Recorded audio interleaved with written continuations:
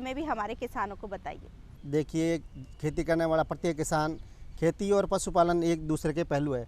खेती के अगर करनी है तो पशुपालन ज़रूरी है, और पशुपालन कर रहा है तो खेती के साथ वो भी बहुत ज़रूरी है।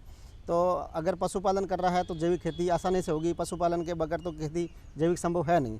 तो उसके लिए गाय के गोबर, उससे बनने वाली वर्मी कंपोस्ट, केंचुआ खाद, गौमूत्र, और इसके अलावा खेत की बाउंड्री पे जो लग रहे हैं आक, नीम, धतूरा, खींप, वो सारी चीज़ें उनका पेस्टिसाइड बनवाना है।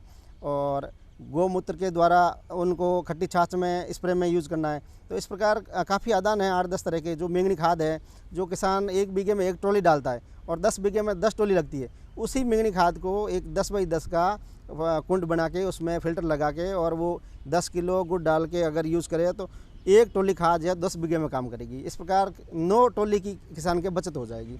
तो ये भी एक जैविक खेती में मैंने अच्छा एक नवाचार किया है। तो वो भी हमारे किसान, गांव के किसान आते हैं, देखते हैं और सीखते हैं। जैविक खेती है जो जहरीली खेती से सस्ती भी है, अच्छी भी है, और स्वास्थ्य के लिए भी अच्छी है, घर के लिए भी अच्छी है और लोगों के लिए भी अच्छी है। तो मेरा तो ये सुझाव रहेगा कि जैविक खेती करनी चाहिए, और जो अपने पशुपालन में सारे आदान मिल रहे हैं, उस आदान के द्वारा ही जैविक खेती अच्छी तरह से की जा सकती है। तो जैविक खेती खाने वाला और ख़रीदने वाले को अच्छे भाव दे के जाएगा। तो जैविक खेती आने वाले भविष्य में एक अच्छी खेती संभव है। रावल चंद जी, आपने कहा कि जैविक खेती या खेती और पशुपालन एक दूसरे के पूरक है, ये हम भी मानते हैं।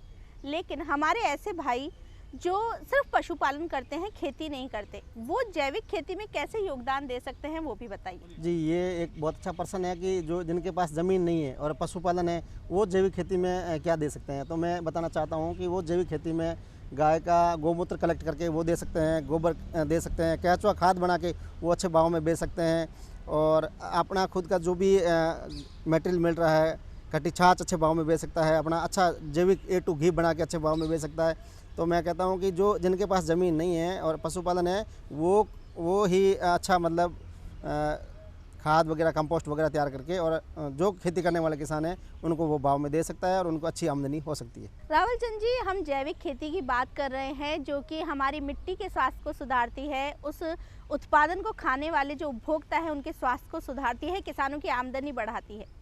स्वास्थ्य की बात आती है तो आपकी जो जैविक गेहूं है, चाहे वो काला गेहूं हो या लाल गेहूं हो, ना सिर्फ उनकी औषधीय गुण बहुत महत्वपूर्ण है बल्कि उनकी मांग भी है। उसके बारे में थोड़ा सा हमारे किसान साथियों को बताइए। जी, मेरा है जो अब रही जैविक खेती में खाने के आदान जो जैविक खेती में बन रहा है वो सब खाने में ही काम